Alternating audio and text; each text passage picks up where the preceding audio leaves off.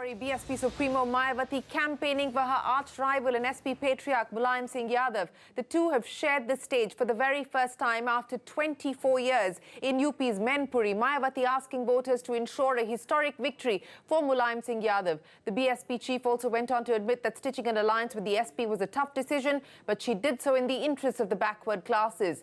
The SP patriarch welcomed Mayawati to his constituency and promised that the alliance would work on the ground. Guest house कांड के होने के बावजूद भी यहाँ उत्तर प्रदेश में बीएसपी व सपा गठबंधन करके का गठबंधन करके ये लोकसभा का आम चुनाव लड़ रहे हैं।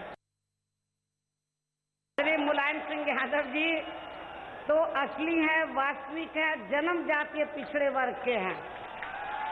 अर्थात ये प्रधानमंत्री श्री नरेंद्र मोदी की तरह नकली व फर्जी पिछड़े वर्ग के नहीं हैं।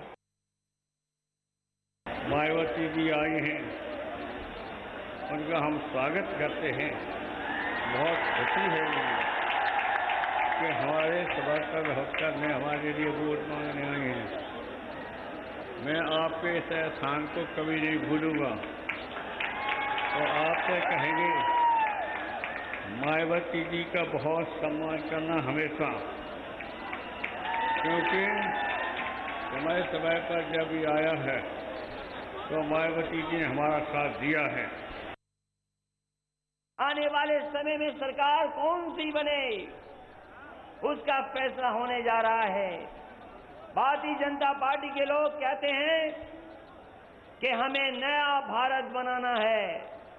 ये महागठबंधन कहता है हमें नया प्रधानमंत्री बनाना है, और जब नया प्रधानमंत्री बनेगा तभी जाकर के हमारा भारत नया बनेगा। Well, historic moment there, the coming together of the SP as well as the BSP Supremos. To take this conversation forward, joining us now, senior journalist from UP, Shahid Pradhan. I want to start by asking you, the images that we've seen there on our screens, the rally that was held jointly by the Samajwadi Party and the BSP, the words used there, Mulayam Singh Yadav saying, "Ehsan kabhi nahi bhulunga," Akhilesh Yadav heaving a sigh of relief that all has gone as per plan. How significant is this going to be? And I'll ask you this in the context of a conversation that I had just 24 hours ago. Psephologist Surjit Bhalla, who's just released his book Citizen Raj, says that he is projecting 62 for the BJP in UP. He believes that caste politics, the days of caste politics have been overstated and the Mahagathbandhan is not going to take off because this is a new aspirational India above caste. Well, that may be Mr. Bhalla's personal opinion for various reasons, but the fact of the matter is that this Gathbandhan is making a difference.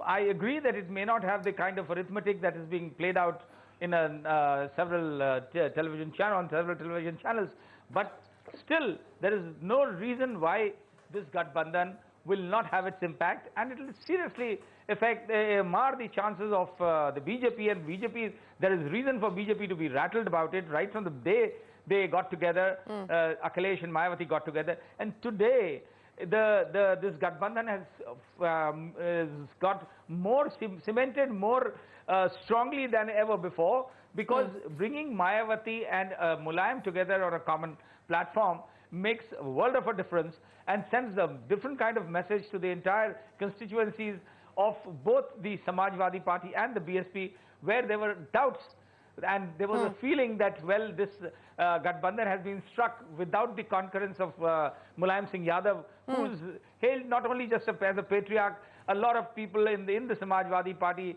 continue to have tremendous, sublime faith in him. And the fact that the two of them there was so much personal acrimony between the two leaders that it could have never been imagined that they will ever sit together on a common platform and smile at each other. And one has seen the first rally that Kashiram and Mulayam did together along with in 1994 in Lucknow, which was a mammoth rally, and after that, that's 25 years. The two have got together, and Mayawati had taken it so personally, the attack on the State Guest House on June 2nd, 1995, that there was no way that she could ever consider any association, any bonhomie with Mulayam once again. Because she had said it. Yes. In an interview I was doing that interview with her, and soon after this incident, and she had said that, well, Mulayam wanted to get me eliminated. That is why this attack was engineered. But today, seeing them together, is what the message is going to be to right down the line in the BSP. So there'll be the apprehension that was there earlier, that the vote transfer, there may be difficulties in vote transfer as down the line the cadres are not as impressed by this association between Akhilesh and Mulayam. I think that is over today. And in the remaining elections, you will find a lot of changes, and there is reason for BJP to worry.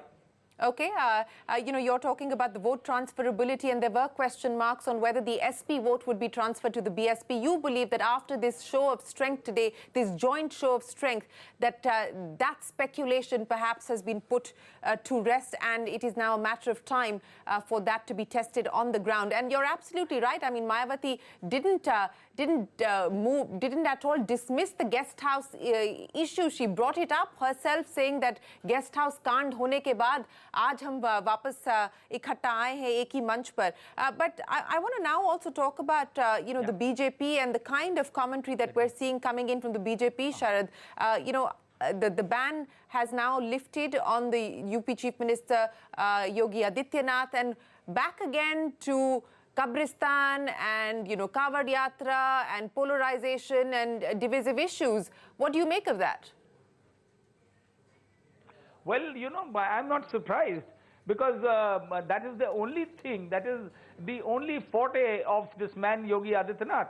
He can't look beyond divisive politics. He can't look beyond turning everything into Hindu-Musalman, and because that he thinks that is his strength. But I think the manner in which he has overdone it, the politics of polarization, is going to prove counterproductive this time.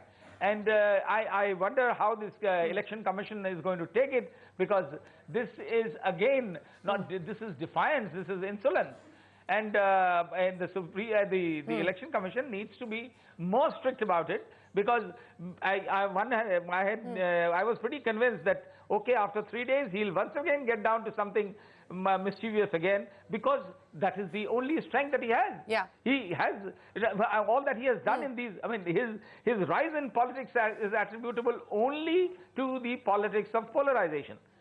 That is the only thing he does. And so, somebody has to. Well, election commission has to be more firm and stern, and has to take more drastic action against him. Well, whether the Election Commission is going to take cognizance of this statement that's coming from the latest statement that's coming from the UP Chief Minister or not is the big question. But before we let you go, Sharad, just in terms of what today's show of strength will mean now for the next few phases as far as UP is concerned. We've already seen 2 phases go down. Anecdotally, people seem to suggest that the first phase especially didn't go in favor of the BJP. There's no way of knowing. I mean, people are clutching at straws. But given what we've seen today, what is the likely impact on the next phases? Well, as I said, the next phase is the impact of this bonhomie between Mulayam and Mayawati, the two sharing the dais, will be visible in the subsequent 5 phases that are left, and I'm sure it will make a lot of difference for this Gathbandhan. The message goes that look here, Gathbandhan is going to stay, and it is not just Akhilesh, because there was a section in the Samajwadi Party who did not subscribe so well with the Mulbek, and his Akhilesh's uncle Shivpal Yadav was also trying to spread the word that Mulayam Singh is not happy with this alliance. Now today that makes it very clear that Mulayam is as much with the son and with Mayawati and this alliance. So there is no reason now that there would be any doubts. And which is why I think the kind of statements that the BJP leaders are making is what? Because all they are harping on, including the Prime Minister, that the 2 leaders who could not see eye to eye are now sitting together only to, well, this is the politics is all about this. Politics has strange bedfellows is a very old saying. So, and when BJP does that, there have been occasions, and I mean, they have no problems and they do. They have double standards. That's the whole problem. But that shows their worry. Well, the worry is genuine. Okay. Okay, you believe that the Gathbandhan is going to dent the BJP's chances in the state of Uttar Pradesh, and today's rally, joint rally for the very first time in 24 years with Mayawati and Mulayam Singh Yadav sharing the same stage, is going to rattle the opposition, the Bharatiya Janata Party in Uttar Pradesh. Sharad Pradhan, appreciate you joining us here on CNBC-TV18. Well, from one big story to another, BJP's candidate from Bhopal and the terror-accused Sadhvi Pragya stirring a fresh controversy. Pragya, who was an accused in the Malegaon blast case, has said that Hemant Karkare, who was investigating the blast, was cursed and hence died in the 26/11 Mumbai terror attacks. सुरक्षा आयोग के सदस्य को हेमंत करकरे उन्होंने हेमंत करकरे को बुलाया, कहा कि जब सबूत नहीं है तुम्हारे पास तो साध्वी जी को छोड़ दो। सबूत नहीं है तो इनको रखना गलत है, गैर कानूनी है। वो व्यक्ति कहता है मैं कुछ भी करूंगा, मैं सबूत लेकर के आऊंगा, कुछ भी करूंगा, बनाऊंगा, करूंगा, इधर से लाऊंगा, उधर से लाऊंगा, लेकिन मैं साध्वी को नहीं छोड़ूंगा। मैंने कहा तेरा सर्वनाश होगा। जिस दिन मैं गई थी उस दिन इसके सूतक लग गया था, और ठीक 1.25 महीने में जिस दिन इसको आतंकवादियों ने मारा उस दिन सूतक का अंत हो गया। Deplorable comments there coming in from the BJP leader fighting from the seat of Bhopal. IPS Association has slammed Sadhvi Pragya for her statement. In a tweet, the association has said, and I quote, Ashok Chakra awardee late Hemant Karkare IPS made the supreme sacrifice fighting terrorists. Those of us in uniform condemn the insulting statement made by a candidate and demand that sacrifices of all of our martyrs be respected. The Election Commission has received a complaint in the matter and has initiated an inquiry. News 18's Manoj Sharma joins us now from Bhopal.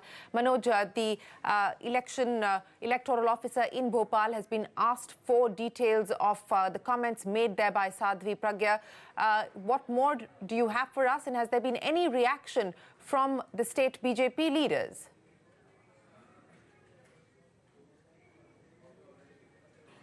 India. Complaint, and in fact they are inquiring the matter after taking the cognizance of the complaint, in which they are looking into it whether it is violation of model code of conduct or not. In fact, they will initiate further action on the basis of report of this entire inquiry as far as this violation of model code of conduct is concerned. But Sadhvi Pragya Singh, his comment on Hemant Karkare, that's a comment. In fact, you can see the reaction all over. Digvijay Singh himself reacted saying that it's an insult to a martyr, and his son also reacted that again it's an insult to a martyr who was killed in the 26/11 attack in Mumbai, and in fact he was accorded the status of martyr by the government itself. Then why Pragya Thakur, she is a BJP candidate from Bhopal, why she is questioning his martyr status? It is simply insult to a martyr, and this is a stand by the Congress. And in fact, after this complaint in the Election Commission, everybody, including the Congress, they are waiting for the further action by the Election Commission as far as her statement against Hemant Karkare is concerned. Thanks very much, Manoj, for joining us with the latest. Joining us now on the phone line, the former DGP of Maharashtra and the Commissioner of the Mumbai Police, P.S. Pasricha. Sir, thanks very much for joining us. The IPS Association has just put out a tweet condemning the comments, but you don't name Pragya Singh Thakur in that tweet. Neither have we heard on whether the IPS Association intends to take this matter to the Election Commission. Would you not consider doing that, sir? Well, I have no comments to make on the investigation or whatever comments have been made by somebody, because I am not aware of the exact, investigation. It all happened, after my retirement. However, I know Hemant Karkare, he was an outstanding officer, thorough professional, and in any case, he is no more. So I would not like to enter into this politics. No, I understand that you don't want to enter into the politics, but as the former DGP of Maharashtra and a man who, knows Hemant Karkare, knew Hemant Karkare very well, you just called him an outstanding, upright officer. Are you deeply disappointed and disturbed by the comments that have been made against him? Well, I do not take, all these comments seriously. I've never taken it because we are used to this kind of, thing. So I have nothing to say except to smile and forget it. Well, that is the magnanimity of people in uniform. Smile and forget it, spoken like a true man in uniform. P.S. Pasricha, thanks very much for joining us here on the Election Exchange. Appreciate your quick comment. The first two phases of the Lok Sabha elections are over. With that, the fate of candidates across 186 constituencies have been decided. In the third phase, on the 23rd of April, polling will be held in 116 seats spread across 14 states and union territories. Gujarat and Kerala will be the top two battlegrounds in this phase. Prime Minister Modi's home state will vote for 26 constituencies. In Kerala, where Congress President Rahul Gandhi is also a candidate, voting will take place for 20 seats. To discuss the key battles and the top issues in these states, joining me now, Rajiv Pathak, editor at News 18 Gujarat, and Pradeep Pillai, political editor at News 18 Kerala.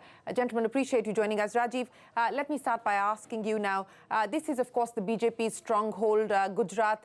The Prime Minister continues to focus his attention on ensuring that Gujarat delivers for the BJP. The Congress tried very hard and did make inroads during the assembly elections, but post that, the party in the state seems to have been in disarray.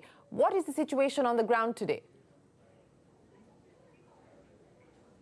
See, absolutely, BJP has been preparing for this Lok Sabha elections.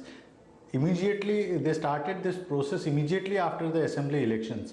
I'll just explain you that North Gujarat was a little weak region for BJP because Congress got more seats in North Gujarat region. So they focused on that. Alpesh Thakur, they negotiated with Alpesh Thakur. Congress could not hold its team together. Alpesh Thakur quit Congress. So Alpesh Thakur quitting Congress, and even if he has not joined BJP, but it's a big damage to Congress, and any damage to Congress is definitely a gain for the BJP. So they have worked on that quite closely, and yes, the voting will be for making Narendra Modi the Prime Minister again, and that has been the pitch for even Amit Shah's campaign and everyone's campaign. The main pitch is that we want to make a Gujarati Prime Minister once again. And yes, Prime Minister has addressed very few rallies this time, but his focus has been the areas which has a little tight contest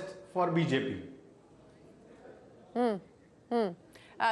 You said that the invocation of the Gujarati Asmita is back in play. But Rajiv, let me also ask you about what the chances are for the Congress party. Ahmed Patel, speaking with my colleague Parikshit Luthra just a few days ago, said that the Congress hopes to get between 10 to 15 seats. Do you believe that that is doable or a stretch? No, that's a claim by a stalwart leader, but definitely that is very extremely, I will say, seeing the ground situation, that is next to impossible for Congress to achieve, because their team is completely in a disarray, because they are not able to focus on their campaigning. They took so much time to decide their candidates, and I think at the most, if Congress do really well in Gujarat, they'll win, if at all they can win 3 to 4 seats. I don't see anything beyond that. Okay. You don't see anything beyond that. Tall claims coming in there from Ahmed Patel. The Gujarat Congress, after giving a tough fight to the BJP at the assembly elections, now in a state of disarray. And of course, the loss of Alpesh Thakur will damage the Congress party further. Let me now move to our colleague at... to very different battles, absolutely. Let me now move to Pradeep Pillai, political editor at News 18 Kerala. I get what you're saying, and as you pointed out, Gujarat wants to give a Gujarati Prime Minister a second innings, so you believe that it will be decisively in favour of the BJP. Pradeep, let me ask you about what's going on in Kerala. Of course, the big headline has been Rahul Gandhi and his decision to fight from Wayanad as his second constituency. What is that now going to mean in terms of the Congress party's fortunes in the state specifically? Well, the Congress and UDF is now backing on the slogan that now we are going to have a Prime Minister from Kerala. With the arrival of Rahul Gandhi, the Congress cadres and the UDF, led by Congress, has now really up the ante, and they are moving in full spirits. The arrival of Rahul Gandhi has also stopped the existing factional wars between various groups in Kerala. The Congress now is looking at a tally of at least 15 to 16 seats for the UDF out of 20.